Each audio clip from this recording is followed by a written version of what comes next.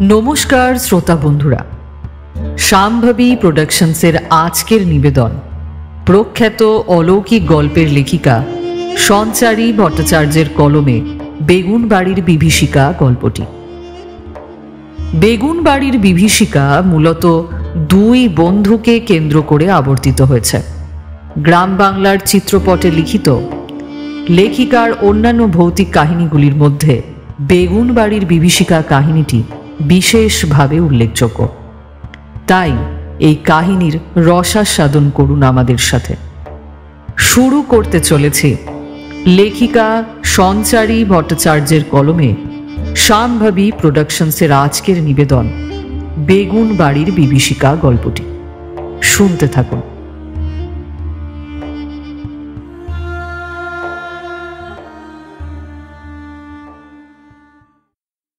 অফিসের ওই একঘেয়ে রোজ নাম জানিয়ে বসে থাকতে থাকতে শরীর মন ক্লান্ত হয়ে উঠেছিল। এই সব কিছুর থেকেই এক প্রকার দূরে পালিয়ে যেতে ইচ্ছা করছিল। পাশের চেয়ারটার দিকে তাকালেই মনটা ভারী হয়ে আসত। খালি সুশীতলের কথা মনে পড়ত। 2005 সাল, দুজনেই একসাথে সরকারি চাকরি পেয়েছিলাম। কিন্তু কথায় বলে কিছু লোকের কপালে সুখ সহ্য হয় না। দিব্যি কলকাতার অফিসে কাজ করতে করতে হঠাৎ ওর বদলির খবরটা এসে হাজির হলো। ব্যাস, আর কি। এবার বিচ্ছেদের সুরটাও বেজে উঠল। দুই বন্ধুর মধ্যে ফাটল ধরানোর উপায়টা সরকার বেশ সন্তর্পণে খুঁজে বার করেছিলেন বইকি। তবে বদলি হলো কেবল সুশীতলের। কলকাতার ওই বহুতলে বসে বসে একাকিত্বকে অনুভব করবার শাস্তি ঈশ্বর বোধহয় আমার জন্যই তুলে রেখেছিলেন। 2008 সালে সুশীতলের বদলি হয়ে গেল মুর্শিদাবাদ শহরে। শুনেছিলাম সুশীতলের গ্রামের বাড়িটাও নাকি ওখানেই। মুর্শিদাবাদের বেগুনবাড়ি নামক একটি স্থানে একটা ছোট্ট গ্রামের বাসিন্দা সে। অফিসে নিজের ব্যক্তিগত জীবনের প্রতি মনোযোগ দেওয়ার সময় বেশ কয়েকটা কথা শুনতে পেয়েছিলাম। তার মধ্যে এই বেগুনবাড়ির প্রসঙ্গটিও ছিল একটি। জায়গাটির নাম শোনা মাত্রই গা ছমছম করে উঠেছিল। নামের মধ্যেই এক অশরীরী অস্তিত্বের প্রমাণ পাওয়া যায়। আমি আবার এসবে খুব বিশ্বাস করতাম। তবে চাক্ষুষ দেখবার শখটাও কিন্তু একেবারে বর্জন করতে পারিনি। সময় আর বয়স, এই দুটি মানুষের অভিজ্ঞতার তারতম্য ঘটানোর জন্য যথেষ্ট থাকে।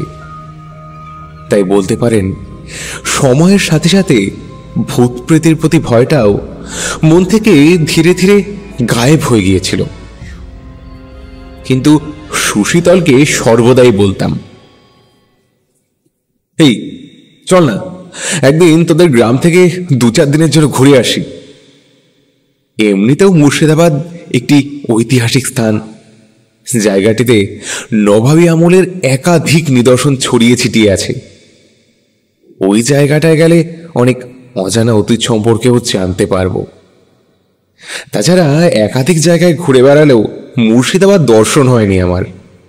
তোর বাড়িটাও দেখা হবে, সাথে সাথে শহরের অতীতটাকেও। আজ যাব কাল যাব করে কোনোদিনই সেই প্ল্যানিং আর সাকসেসফুল হয়নি বলতে পারেন। কলকাতার একটি ভাড়া বাড়িতে থাকতো সুশীতল। আমি বহুবার বলা সত্ত্বেও আমার সাথে আমার বাড়িতে এসে থাকতে রাজি হয়নি। তবে তার মা আমাকে নিজের সন্তানের মতোই স্নেহ করতেন। বলতেন, আমার 2 ছেলে, এক তুই আর তোরই মাথা মোটা বন্ধুটা। ওর সাথে সময়টা কিভাবে যে কেটে যেত আন্দাজও করতে পারতাম না। শুনেছিলাম ও নাকি বাবা মেয়ে দেখছে বিয়ের জন্য, কিন্তু সে একটি বিষয়কে নিয়েই ও অনড়। প্রায়ই ফোনের মধ্যে আমাকে বলতো, আরে ধুর, আগে চাকরি করে কিছু টাকা জমিয়ে নি, তারপরে না হয় বিয়ে থার কথা ভাববো। এখনই যদি বউ এসে মাথার উপরে ছড়ি ঘোরাতে শুরু করে তাহলেই তো হয়েছে। ওর সাথে আমার মানসিকতা খুব একটা আলাদা না হওয়ায় এই বিয়েজনিত সমস্যা সমাধানের স্বার্থে আমিও কিছুটা তেমনই সিদ্ধান্ত গ্রহণ করেছিলাম। আসলে আমরা প্রত্যেকেই স্বাধীনতা প্রিয় মানুষ। যখনই দেখি কোনো বাঁধন আমাদের এই আকাশে উড়ে বেড়ানোর ডানা দুটিকে কেটে ফেলতে চাইছে, তখনই সেখান থেকে চড়ুই পাখির মতো ফুরুত করে উড়ে পালিয়ে যেতে ইচ্ছে করে। তবে এটাও ঠিক, জীবনে একটা সময় এসে কাউকে না কাউকে প্রয়োজন হয়েই পড়ে। নিজের ভেতরে জমতে থাকা ধুলো ময়লার আচ্ছাদনে ঢাকা পড়ে যাওয়া স্মৃতি কথাগুলিকে কারোর না কারোর সাথে ভাগ করে নেওয়ার জন্য মনটা ছটফট করতে থাকে। তাই হয়তো জীবন সঙ্গী শব্দটির এতটা আধিক্য লক্ষ্য করা যায়। 2008-এ সুশীতলের বদলি হয়ে যাওয়ার পরেও আরো 2 বছর কেটে গিয়েছিল। তবে এই দীর্ঘ সময়ের মধ্যে বেশিরভাগটাই ফোনে যোগাযোগ হতো। বেশ কয়েকবার কলকাতায় আমার ভিটেতেও এসেছিল সে, কিন্তু 2-3 দিনের মধ্যেই আবার চাকরিস্থলে চলে যাওয়ার একটা তাড়া কাজ করত। তাই এতগুলো বছরের মধ্যে সেই পুরনো দিনের আড্ডাটা কোনোদিনই সেভাবে জমে উঠতে পারেনি। মনের ভেতরটা গুমড়ে উঠলেও কিছু করার ছিল না। আমরা সকলেই যে সময়ের হাতে বন্দী। তাই অনেক দিন ধরে ভাবছিলাম কয়েকদিনের ছুটি নিয়ে সুশীতলের বাড়িতে ঘুরে আসব। এমনিতেও অনেকগুলো ছুটি জমে গিয়েছিল। কোথাও একটা ঘুরতে যেতেও ইচ্ছা করছিল। তাই ভাবলাম বেগুনবাড়ির উদ্দেশ্যেই রওনা হয়ে যাওয়া ভালো। মায়ের সাথেও এই বিষয়ে কথা বলে নিয়েছিলাম, কিন্তু মায়ের শরীরটা ভালো না থাকায় আমার সাথে যেতে রাজি হলেন না। বাবাও একই কথা বলায় অগত্যা একাই বেগুনবাড়ির উদ্দেশ্যে পাড়ি দেওয়ার সিদ্ধান্ত নিয়ে ফেললাম। পরের দিন অফিসে এসেই সুশীতলকে একটা ফোন করলাম। অফিসের ল্যান্ডলাইনগুলো সবসময় নিজেদের সমস্যার কথা আগেই জানিয়ে দেয়। অর্ধেকের বেশি সময়ই শুনতে হয় এই টেলিফোনে পরিষেবা উপলব্ধ নেই, অথবা এখন লাইনটি ব্যস্ত রয়েছে, আপনি কিছু সময় পরে আবার কল করুন। সরকারি অফিসগুলোর ক্ষেত্রে এমনটা হতেই থাকে। কোথায় টেবিলের এক কোণে ফোন বেজে যায়, অথচ কেউ শুনতেই পায় না, যে যার নিজের কাজেই ব্যস্ত। তবে কপাল জোরে সুশীতলের টেবিলে থাকা ল্যান্ডের নাম্বারটা থাকায় আরো 2-3 বার ট্রাই করার সাথে সাথেই সে ফোনটা তুলে নিয়েছিল। ফোন তোলার সাথে সাথেই বললাম, কিরে, আমাকে তো একেবারে ভুলে গেছিস। সেই যে 3 মাস আগে কলকাতা থেকে ঘুরে গেলি, তারপরে তো আর কোনো পাত্তাই নেই। একটা ফোন করারও প্রয়োজন বোধ করিসনি। তুই বল, এভাবে কি বন্ধুত্ব রক্ষা করা সম্ভব? মাঝে মাঝে তো মনে হয় তোর যত রাগ আমার উপরে, আমি বোধহয় তোর এত দূরে অঁচপাড়া গায়ে বদলি করিয়েছি। আরে সরকারি চাকরি মানেই এই বিপদ। মেট্রো সিটিগুলোতে কিছুতেই থাকতে দেয় না, গ্রামের দিকেই ট্রান্সফারটা বেশি হয়। তোর যাওয়ার পরে এখান থেকে আরও কয়েকজনের বদলি হয়েছে।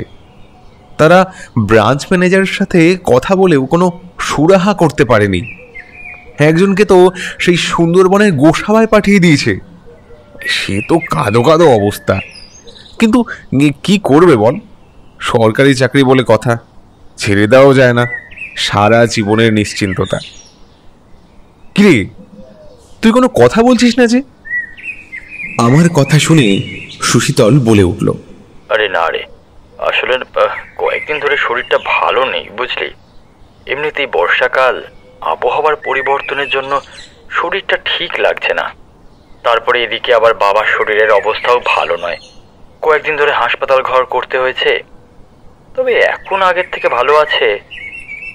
এতবার করে বলি গ্রাম ছেড়ে মুর্শিদাবাদ শহরে এসে থাকি, দরকার পড়লে বাড়ি ভাড়া নিয়ে থাকবো, কিন্তু সেই লোক আমার কথা শুনলে তো নিজের মতোই সিদ্ধান্ত শুনিয়ে দেয়। এসব কিছু নিয়ে মনটা খারাপ হয়ে রয়েছে। বাদ দে, তুই বল কেমন আছিস? আর কোথাও ঘুরতে যাবার প্ল্যানিং করছিস নাকি? আসলে তুই তো প্রতিবারই ছুটি বিক্রি করে এই সময় কোথাও না কোথাও ঘুরতে চলে যাস, তাই জিজ্ঞাসা করলাম আর কি।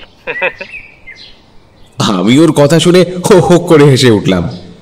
তারপর বললাম, হ্যাঁ, তোর সাথে কথা বলা আর ঘুরতে যাওয়া, এই দুটো স্বাদ অপূর্ণ রাখতে পারবো না আমি। কিছু করার নেই বুঝলি। ভেবেছিলাম এবার দেশের বাইরে যাব, মা বাবাকে নিয়ে যেতে চেয়েছিলাম, কিন্তু মায়ের শরীরটাও তেমন ভালো নেই। তাই ভাবলাম কাছে পিঠেই কোথাও ঘুরে আসি। সেই সময় বরাবরের মতো তোর গ্রাম আর গ্রামের ভিটে মাটির গন্ধ নিতে ইচ্ছা করলো। সেই জন্য নিজেকে আর ধরে রাখতে পারলাম না। আমি এবারে 10 দিনের ছুটি নিয়েছি, বেশ ভালো করে ঘুরে বেড়াতে পারবো। তোর ওখানে গেলে কোনো অসুবিধা হবে না তো? আর শোন, তুই আমাকে একটা পোড়ো বাড়ির ব্যাপারে বলেছিলিস না? ভাবছি সেখানে গিয়েই উঠব। শুনেছি ওখানে নাকি আজকাল লোক থাকতেও দিচ্ছে, কিন্তু তুই যেন কি একটা বলেছিলিস, কিছুতেই মনে পড়ছে না। সুশীতল আমার কথাগুলি সম্পূর্ণ করবার পূর্বেই বলে উঠল, ওসব নিয়ে এখন অত মাথা ঘামাতে হবে না, তুই বরং আগে এইখানে আয়, আমিও 2-1 দিনে ছুটি নিয়ে নিচ্ছি। আরে অন্তত মুর্শিদাবাদ শহরটা তো তোকে ঘুরিয়ে দেখাতে পারবো। আমি ওর সম্মতি আছে জেনে খুবই খুশি হলাম। এরপরে বাক্স ব্যাটটা গুছিয়ে বেগুনবাড়ির উদ্দেশ্যে রওনা হয়ে গেলাম। শিয়ালদা স্টেশন থেকে হাজারদুয়ারি এক্সপ্রেস ধরে মুর্শিদাবাদে পৌঁছতে সময় লেগেছিল 6 ঘন্টা 15 মিনিটের মতো। দুপুরের দিকে ট্রেন থাকায় সেখানে পৌঁছতে পৌঁছতেই একেবারে সন্ধ্যা ঘনিয়ে এলো। তবে সন্ধ্যের হাজারদুয়ারি খুব একটা নির্জন ছিল না। ট্রেনের হুইসেলের সাথে সাথেই একাধিক লোকের আধিক্য জমা হতে দেখে বেশ ভালোই লাগছিল। এমনি সময়ে অন্যান্য শহরগুলিতে ফ্লাইটে পরিভ্রমণের অভ্যেস ছিল, তবে সেবারের ট্রেনে সফরের বিষয়টি একটা আলাদাই অভিজ্ঞতা সঞ্চয় করতে সাহায্য করেছিল। এত ঘন্টার সফরটা ফ্লাইটের মতন এতটা বোরিং ছিল না। প্রকৃতির শোভা দেখতে দেখতে সময়টা বেশ ভালোভাবেই অতিবাহিত হয়ে গিয়েছিল। মাঠ ঘাট পেরিয়ে এগিয়ে যাচ্ছিল ট্রেনটি। দিনের আলোর আভাসটা কমে আসতে আসতে সন্ধ্যের চাদরে ঢাকা পড়ে যাচ্ছিল গোটা পরিবেশ। ট্রেনে সফর না করলে এমন শোভা দেখার থেকে হয়তো চিরকালই বঞ্চিত হয়ে যেতাম। দূরে তাকাতেই দেখলাম একটা চেনা মুখ নজরে পড়ল। তার বরাবরের মতো হাতছানি দিয়ে ডাকার স্বভাবটি প্রমাণ করে দিচ্ছিল তার চরিত্রের কথা। অত ভিড়ের মধ্যেও লোকটিকে চেনার ক্ষেত্রে কোনো অসুবিধা হলো না।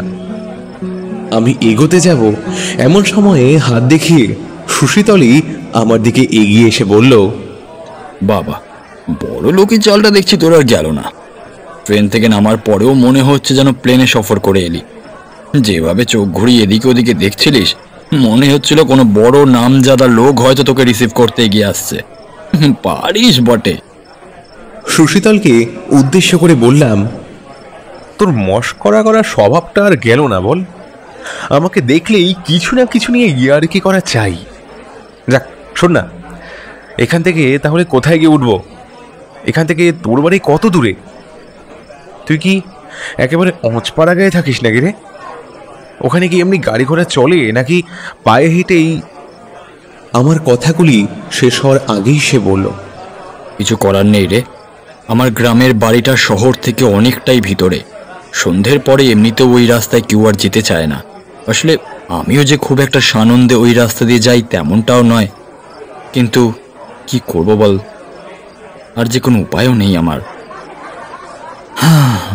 অগত্যা ওই রাস্তা ধরেই যাতায়াত করতে হয়।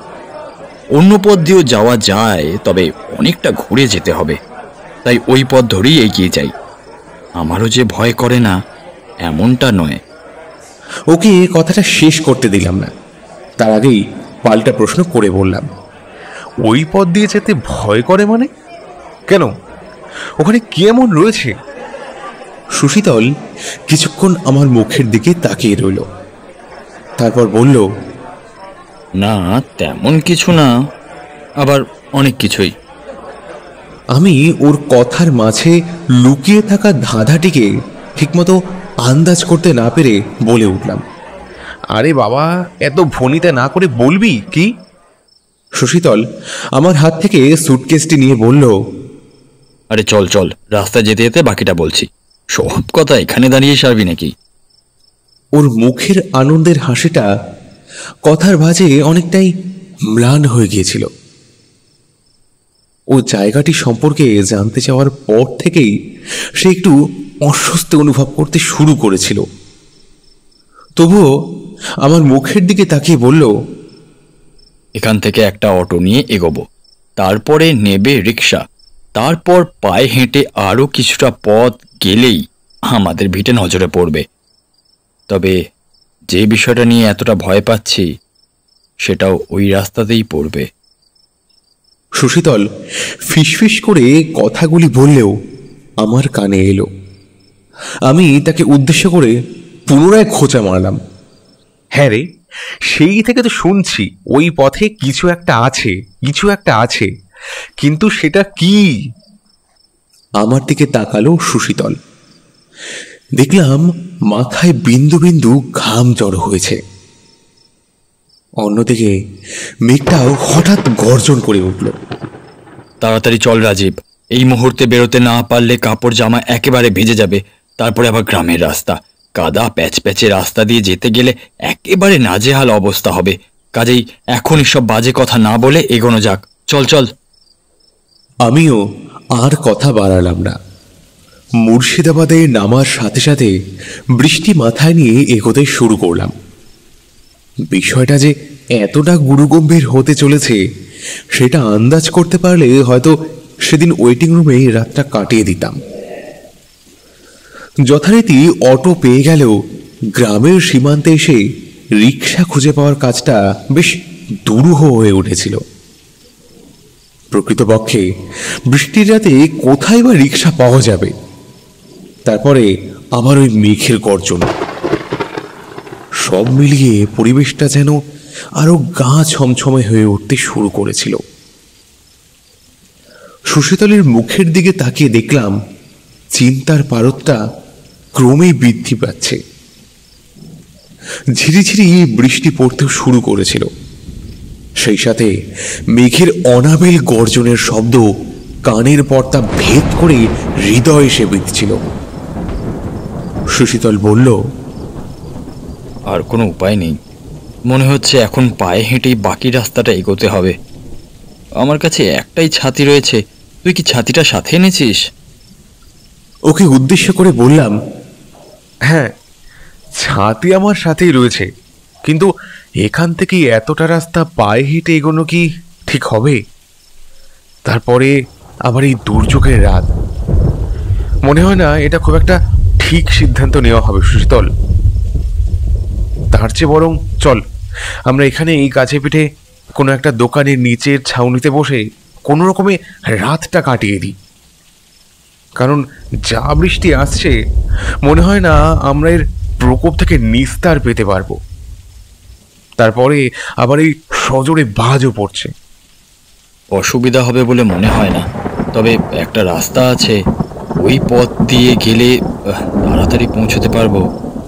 কিন্তু কিন্তু বলার সাথে সাথেই থেমে গেল সুশীতল।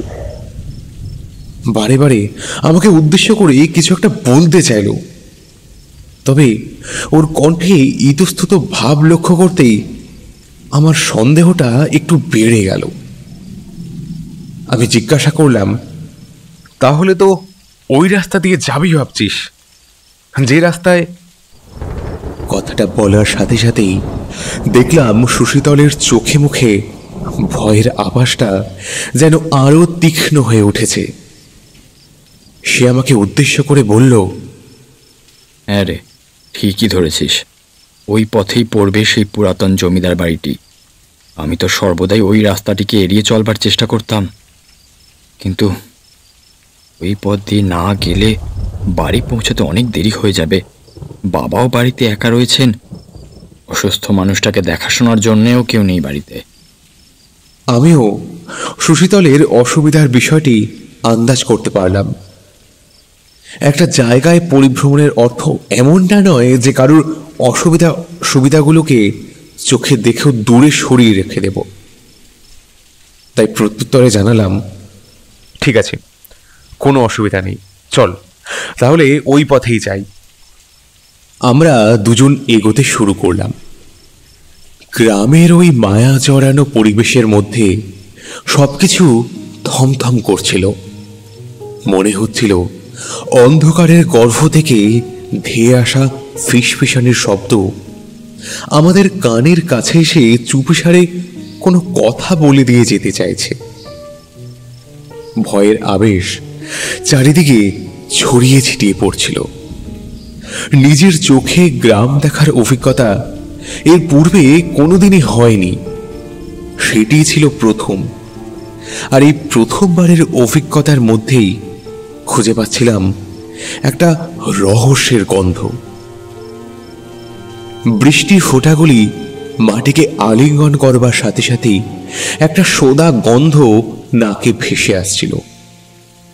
সেই সাথে সাথে কড়কড় শব্দে মেঘের গর্জনের মধ্যে দিয়ে উদ্ভাসিত হয়ে ওঠা আলো বেশ কিছুটা পরিসরকে আলোকিত করে আবার নিমেষের মধ্যেই কোথাও গায়েব হয়ে যাচ্ছিল। পরিবেশের মধ্যে এক অসামঞ্জস্যতা বিদ্যমান থাকলেও বিশ্বস্ত বন্ধুর সাথে এগিয়ে চলার মধ্যেও একটা সাহস অনুভব করছিলাম। বেশ কিছুটা দূর এগোনোর পরেই নজরে পড়ল একটি অশ্বত্থ গাছ। গাছটিকে দেখা মাত্রই বুকের ভেতরটা ছ্যাদ করে উঠল। গাছের ডালগুলি একেবারে কালো হয়ে গিয়েছিল, সেই সাথে পাতাগুলিও ঝরে পড়েছিল। রাস্তার ধারে দাঁড়িয়ে থাকা ওই গাছটি যেন কোনো অশনির সংকেতকে বহন করে নিয়ে আসছিল।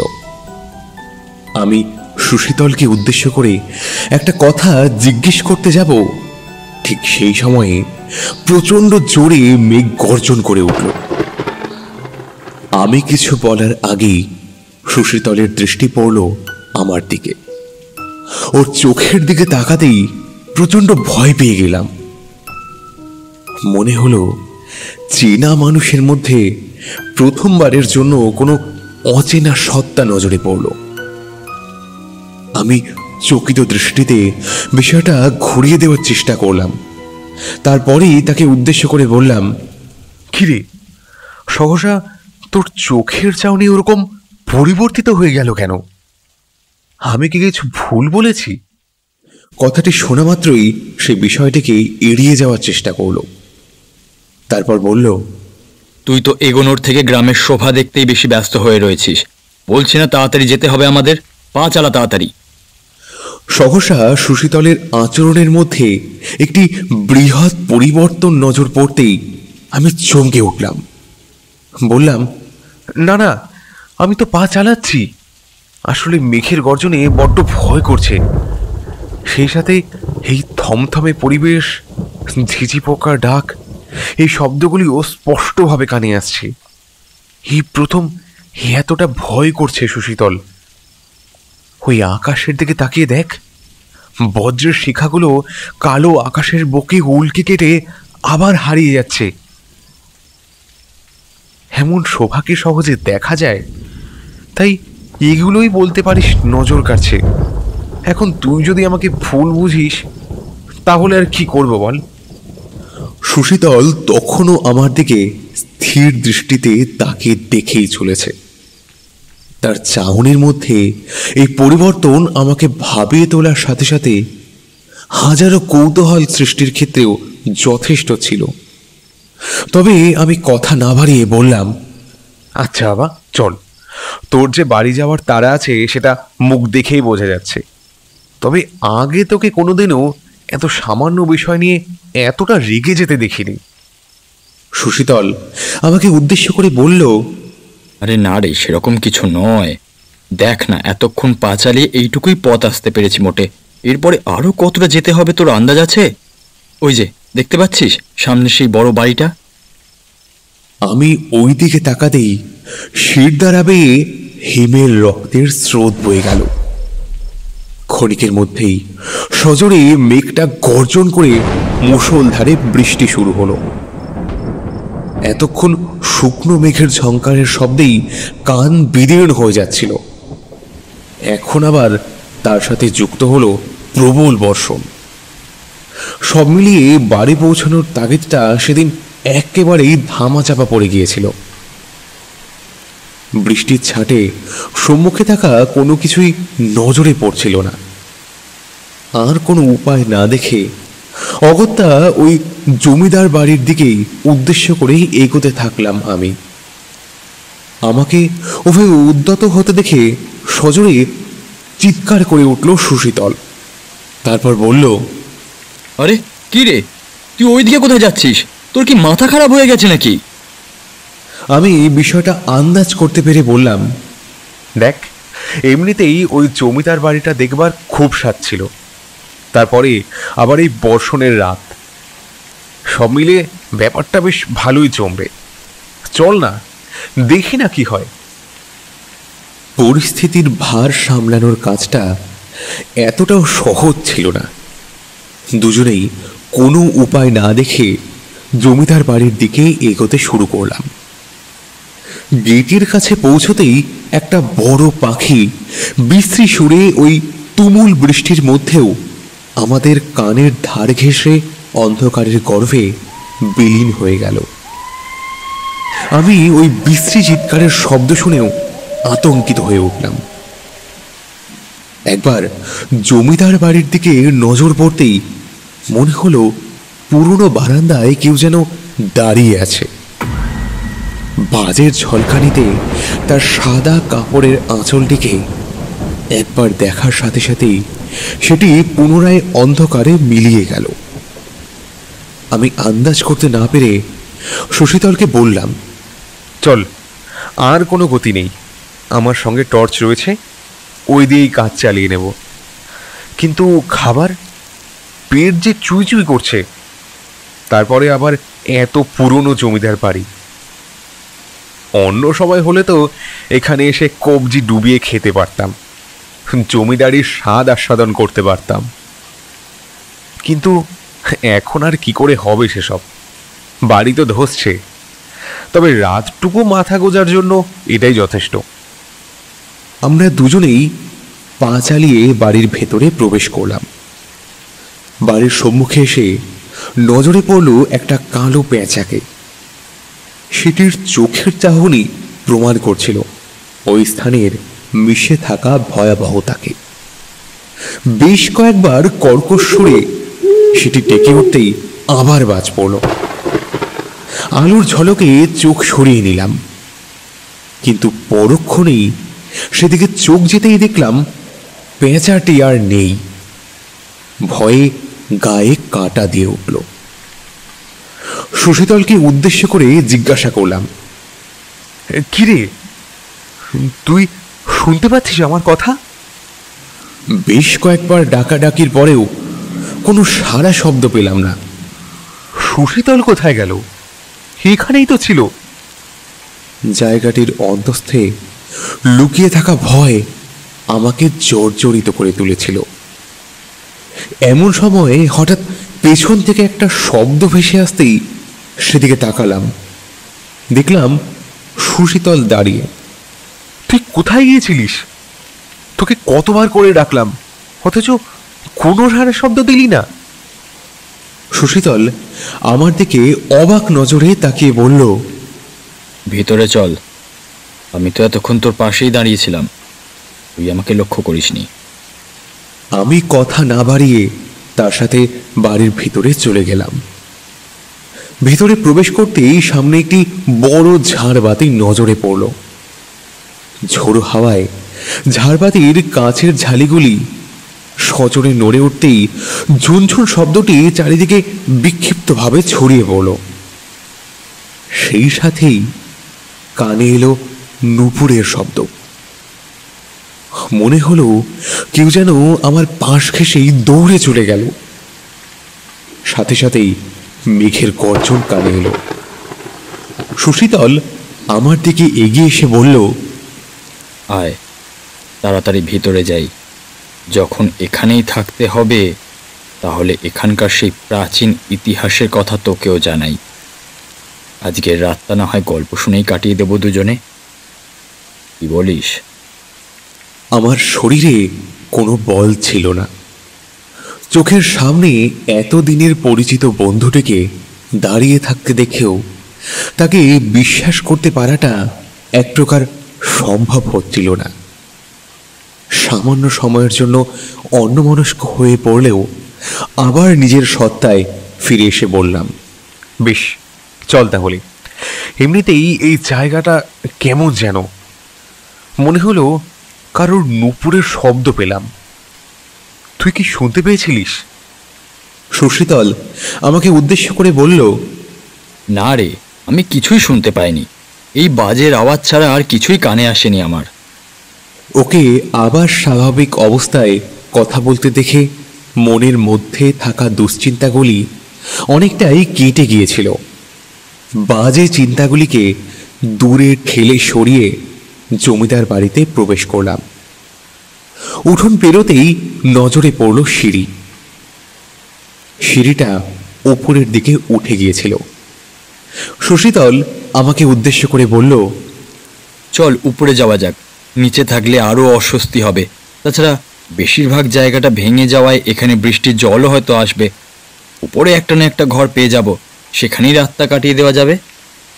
আমারও মনে হলো সে ঠিকই বলছে, তাই ভাবলাম ভালোই হবে, চল ওপরে চল, সেখানে বসে গল্প শোনা যাবে ক্ষণ। উপরে উঠে গেলাম। উপরে উঠতেই ডান দিকে নজর গেল। দেখলাম একটা ঘর।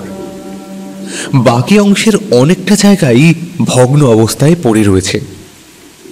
আমরা আর কোনো উপায় না দেখে ওই ঘরে প্রবেশ করলাম। ঘরের দরজা ছিল না, জানলার কপাটগুলিও প্রায় ভেঙে গিয়েছিল। তবে মাঝ বরাবর একটি স্থান নজরে পড়তেই মনে হলো সেখানে বসা সম্ভব। ততক্ষণে বৃষ্টির প্রকোপটা অনেকটাই কমে এসেছিল, তবে শুকনো মেঘের গর্জন অবিরাম চলছিল। আমরা দুজনেই ওই জায়গাটিকে হাত দিয়ে কোনো রকমে পরিষ্কার করে বসে পড়লাম। ওপরের দিকে তাকাতেই নজরে পড়ল ভেঙে পড়া ছাদের একটি অংশ। যে কোনো সময়েই সেটি মাথার উপরে ভেঙে পড়তে পারে। তবে আর কোনো গতি না থাকায় সেখানেই বসে পড়লাম। তারপরে ব্যাগের থেকে জলের বোতলটা বার করে বেশ খানিকটা জল গলায় ঢেলে দিলাম। এরপর সুশীতলকে উদ্দেশ্য করে বললাম, নে তাহলে এবার শুরু কর। এই পথ আসতেই রাত 10টা বেজে গেল। খাবার তো তেমন কিছু নেই, না হয় ব্যাগের মধ্যে থাকা মুড়িটাই চিবই। তুই একটু নিলে নিতে পারিস। আমার কথাটা শেষ হতেই সে আমার মুখের দিকে তাকালো। টর্চের আলোয় তার চোখটা লক্ষ্য করতেই আমার হাত থেকে মুড়ির প্যাকেটটি পড়ে গেল। অমন নিষ্পলক চাউনি প্রাণঘাতী ছিল বইকি। আমি সুশীতলের মধ্যে আসা এই পরিবর্তনকে কিছুতেই আন্দাজ করতে পারছিলাম না। এরপরে সে নিজে থেকেই ওই মুড়ির প্যাকেটটি আমার হাতে ধরিয়ে দিয়ে বলতে শুরু করলো, এই জমিদার বাড়ির বয়স প্রায় 150 বছর। এই জায়গাটির উপরে পূর্বে ইংরেজদের প্রভাব বলবৎ ছিল, কিন্তু সময়ের সাথে সাথে এখানকার সামন্তরা এই জায়গাটিকে ইংরেজ আধিপত্যের থেকে মুক্ত করে নিতে সক্ষম হয়েছিলেন। আজ থেকে 150 বছর আগে এই জমিদারিত্বের দায়িত্বভার অর্পিত ছিল জমিদার চন্দ্রনারায়ণের উপরে। পিতা রাজশেখর নারায়ণ ও মাতা যশস্বিনী দেবীর সুযোগ্য উত্তরাধিকারী হিসাবে তিনি এই বেগুন বাড়ির নাম উজ্জ্বল করেছিলেন। জমিদার রাজশেখর নারায়ণ ছেলের বিবাহের জন্য পাত্রী দেখতে শুরু করলেন, কিন্তু চন্দ্রনারায়ণের নজর পড়ল এক নর্তকীর উপরে। জমিদার রাজশেখর নারায়ণের কানে এই প্রণয়ের কথা গেলেও তিনি চুপ করে রইলেন। একজন সুযোগ্য জমিদার হিসাবে যা যা গুণ থাকা উচিত চন্দ্রনারায়ণের মধ্যে তার সবটুকুই বলবৎ ছিল। তবে ওই জমিদারির অনেকেই রাজশেখর নারায়ণের চরিত্রের অন্ধকার দিকটির কথা জানতেন না। নিজের স্ত্রী থাকা সত্ত্বেও তিনি একাধিক মহিলার সাথে সহবাস করেছিলেন।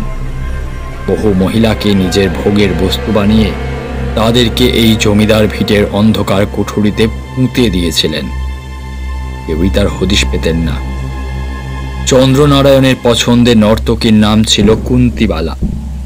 সুদূর বেনারস থেকে তাকে ওই জমিদার ভিটেতে নিয়ে আসা হয়েছিল।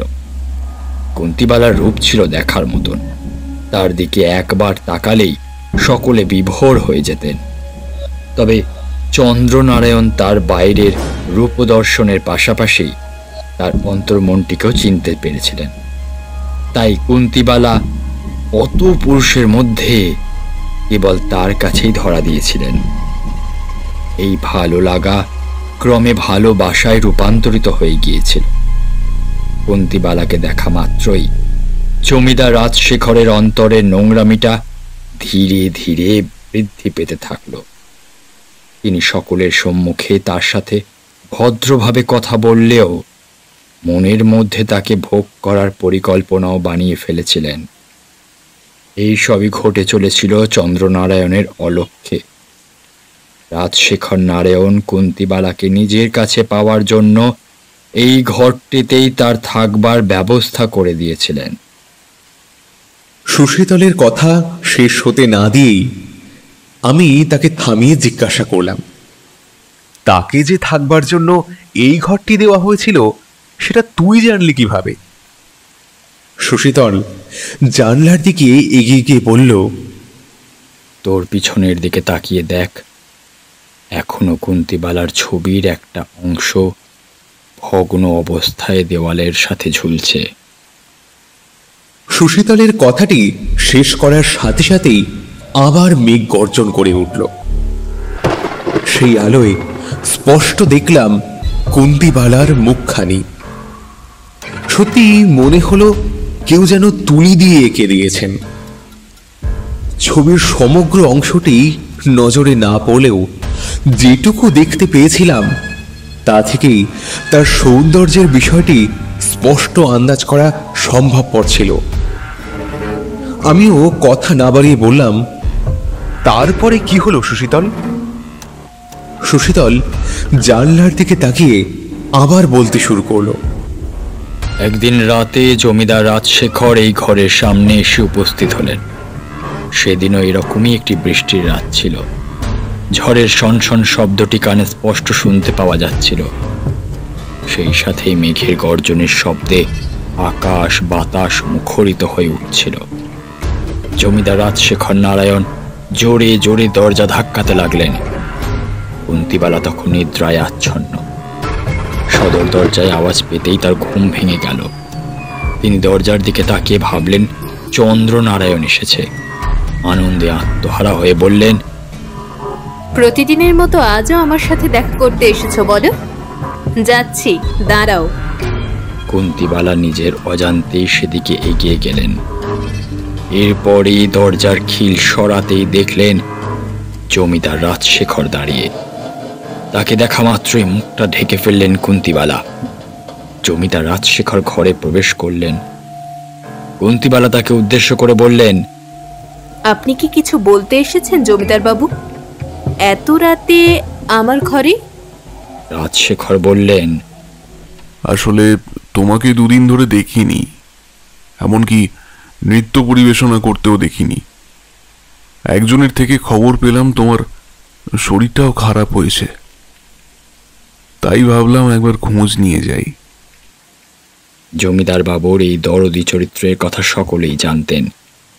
জমিদার বাবুর মুখে এই কথাগুলি শোনবার পরে কুন্তিবালা বললেন, আমি কেবল আপনার কথা শুনেছিলাম মাত্র, তবে আজকে এই আচরণের মধ্যে দিয়ে আমার চোখে আপনার সম্মান আরও বেড়ে গেল।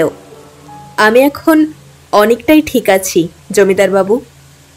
জমিদার রাজশেখর নারায়ণ বললেন, জানি তো তুমি ঠিক আছো, আর এটাও জানি আমার সন্তান চন্দ্রনারায়ণ তোমাকে পছন্দ করে।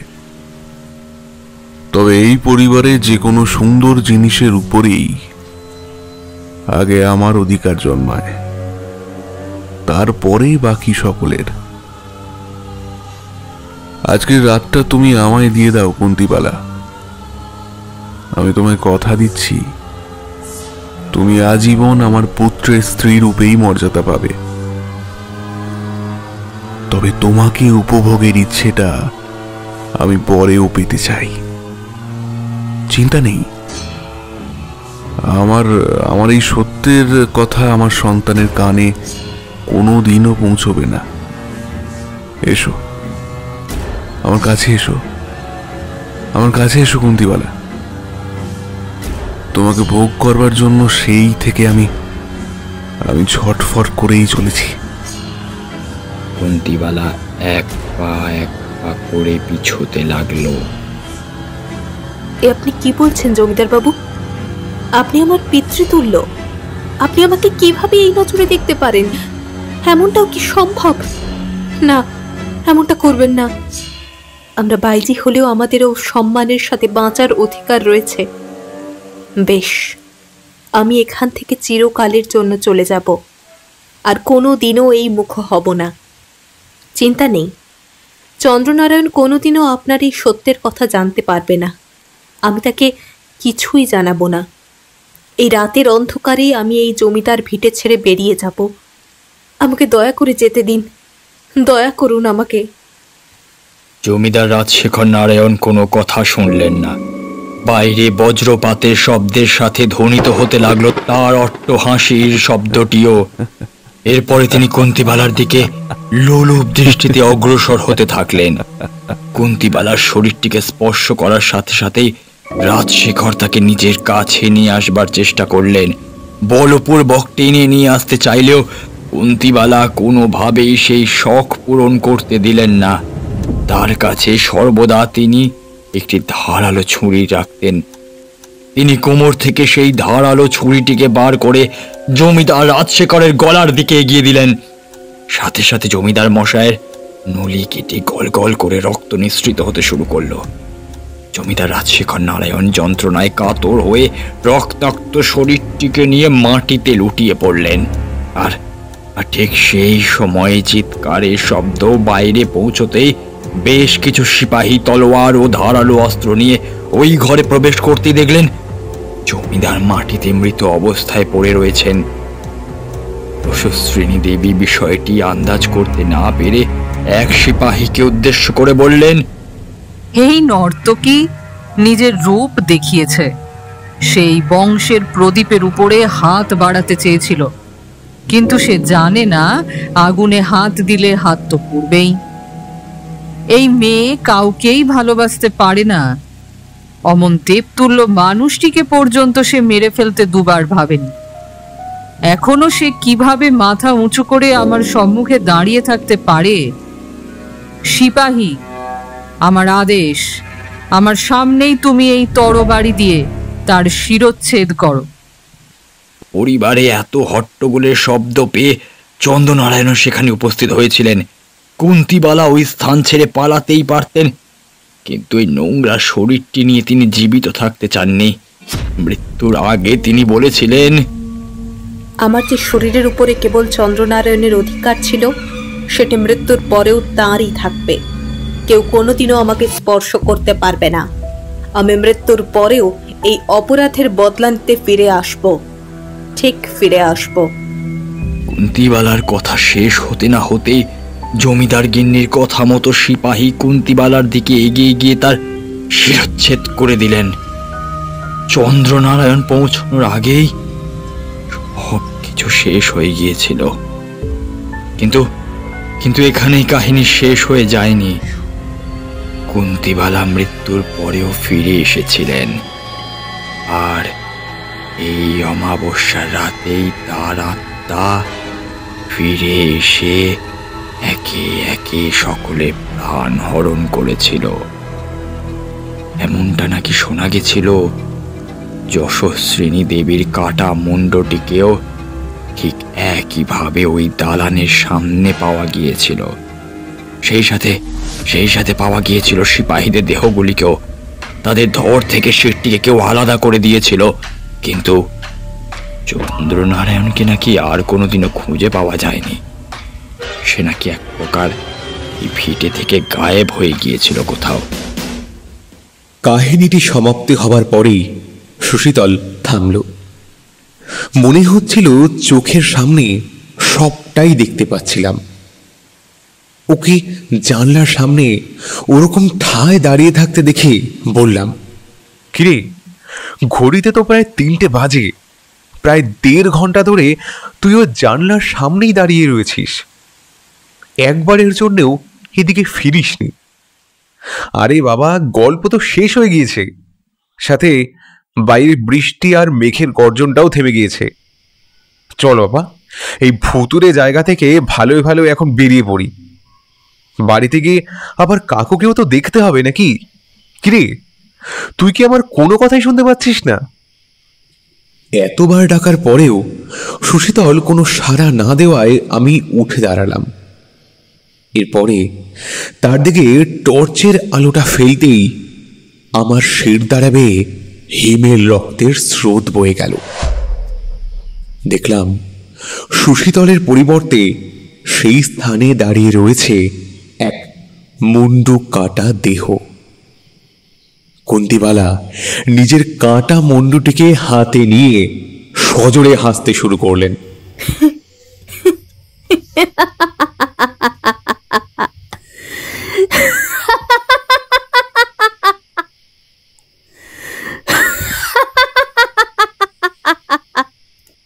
তার এই অট্টহাসির শব্দে চারিদিক উদ্ভাসিত হয়ে উঠেছিল।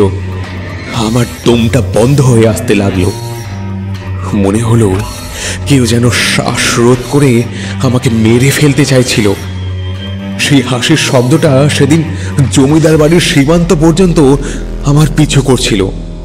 রুদ্ধশ্বাসে দৌড়ে গ্রামের সীমান্তে পৌঁছে আমি জ্ঞান হারিয়ে ফেলেছিলাম।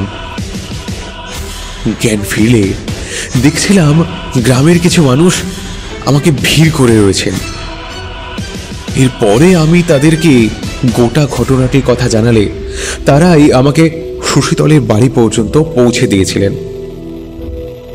সেখানে গিয়ে দেখলাম সুশীতল ওর বাবার মৃতদেহটি আগলে ধরে বসেছিল। আমাকে দেখা মাত্রই সে চমকে উঠে এগিয়ে এসেছিল। আমি তাকে পুরো ঘটনাটি জানানোর পরে সে বলেছিল, আমি তোর আসার সংবাদ পেয়েছিলাম ভাই, কিন্তু তার মধ্যেই এত বড় একটি দুর্ঘটনা ঘটে যাবে তা আমি কোনোদিনও কল্পনাই করতে পারিনি। এরপরে আমি তোকে বহুবার যোগাযোগ করবার চেষ্টা করেছিলাম, মাসিমাকেও খবর দিয়েছিলাম রে, কিন্তু তুই বোধহয় কোনো খবর পাসনি। আমি তাকে বলেছিলাম, কাল থেকে আমার মোবাইলে কোনো নেটওয়ার্ক ছিল না, ফলে কে ফোন করেছে আমি জানতেও পারিনি। এছাড়া স্টেশনে পৌঁছে পরিষ্কার দেখলাম তুই দাঁড়িয়ে রয়েছিস। ওই ঝড় বৃষ্টির রাতে রাস্তায় একটা রিক্সাও পেলাম না, ফলে দুজনেই পায়ে হেঁটে এগোতে শুরু করেছিলাম। পথে আবহাওয়ার অবস্থা আরও খারাপ হয়ে যাওয়ায় তুই আমাকে ওই শর্টকাটের রাস্তা ধরে এগিয়ে নিয়ে যেতে লাগলি। এরপরে ওই ভাঙা জমিদার বাড়িটি দেখে সেখানেই আমরা রাত কাটানোর সিদ্ধান্ত নিয়ে ফেললাম। তোর আচরণের কিছুটা অপ্রাসঙ্গিক বিষয় লক্ষ্য করলেও আমি কিছু বলতে চাইনি, কিন্তু তারপরেই তুই নিজের মুখে আমাকে জমিদার বাড়ির অতীতের ঘটনাগুলি বলতে শুরু করেছিলিস। কিন্তু শেষে দেখলাম তোর স্থানে দাঁড়িয়ে রয়েছে সেই কুন্তিবালার আত্মা। সে তার নিজের হাতে তার কাটা মুন্ডটিকে নিয়ে দাঁড়িয়েছিল। আমি সেটা দেখা মাত্রই সেখান থেকে প্রাণপণে দৌড়তে দৌড়তে গ্রামের সীমান্তে এসে জ্ঞান হারিয়ে ফেলি। এরপরে চোখ খুলতেই দেখলাম গ্রামের সকলে আমার সামনে দাঁড়িয়ে। তারাই আমাকে তোর ভিটে পর্যন্ত পৌঁছে দিলেন। আমার কথা শেষ হতেই সকলে চমকে উঠলেন। সুশীতল আমাকে উদ্দেশ্য করে বলেছিল, কাল থেকেই আমার বাবার শারীরিক অবস্থার অবনতি ঘটতে থাকায় আমি বাড়ি থেকে বেরোতে পারিনি। তোকে যে স্টেশনে নিতে গিয়েছিল সে আমি ছিলাম না, ছিল কুন্তিবালার আত্মা। তোর কপাল ভালো, তুই প্রাণে বেঁচে সেখান থেকে ফিরে আসতে পেরেছিস। ওইদিকে আমরা কেউই যাই না, ওই জায়গাটাই অভিশপ্ত রে।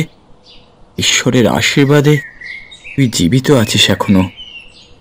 সেদিনের ওই ঘটনার পরে অলৌকিক বিষয়টিকে এড়িয়ে যাওয়ার মতো সাহস আমার আর ছিল না।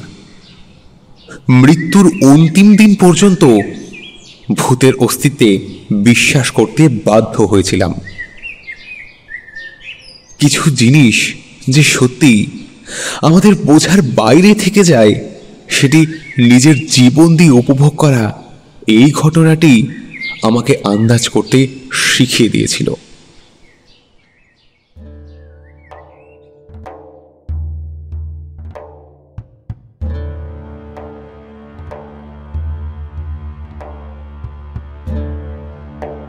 আপনারা এতক্ষণ শুনছিলেন প্রখ্যাত অলৌকিক গল্পের লেখিকা সঞ্চারী ভট্টাচার্যের কলমে বেগুন বাড়ির বিভীষিকা গল্পটি। আশা করি এই গল্পটি আপনাদের সকলের মনোরঞ্জন করতে পেরেছে। আজকের গল্পে কথকের ভূমিকায় ছিলেন নিগম, সুশীতল এর ভূমিকায় ছিলেন অভিজিৎ, কুন্তিবালার ভূমিকায় ছিলেন দেবস্মিতা, রাজশেখরের ভূমিকায় ছিলেন রাজ, যশস্বিনী দেবী ও গল্পের সূত্রধরের ভূমিকায় ছিলাম আমি, সঞ্চারী ভট্টাচার্য। আসব আরও অনেক গল্প নিয়ে, তবে আপনাদেরকে আমাদের সাথেই থাকতে হবে, ভুলে যাবেন না কিন্তু। আজকের গল্পে সাউন্ড এডিটিং, মিক্সিং এবং ভিএফএক্স এ ছিলেন বুবাই ও পোস্টার ডিজাইনে ছিল ডলবি স্টুডিও মুম্বাই। এখনো পর্যন্ত যারা শাম্ভাবী প্রোডাকশনসকে সাবস্ক্রাইব করে উঠতে পারেননি, তারা অতি অবশ্যই আমাদের সাবস্ক্রিপশন বাটনের পাশে থাকা বেল আইকনটি প্রেস করে আমাদের চ্যানেলটিকে সাবস্ক্রাইব করতে কিন্তু ভুলবেন না। আপনারা পাশে না থাকলে আমাদের পক্ষে এত দূর এগিয়ে আসা সম্ভব হতো না। আগামীতে আমরা আসব আরও অনেক নতুন নতুন গল্পের সম্ভার নিয়ে। ততদিন পর্যন্ত ভালো থাকুন, সুস্থ থাকুন, আর সকলে শুনতে থাকুন আপনাদের প্রিয় শাম্ভবী প্রোডাকশনস, যেখানে গল্প কথা বলে।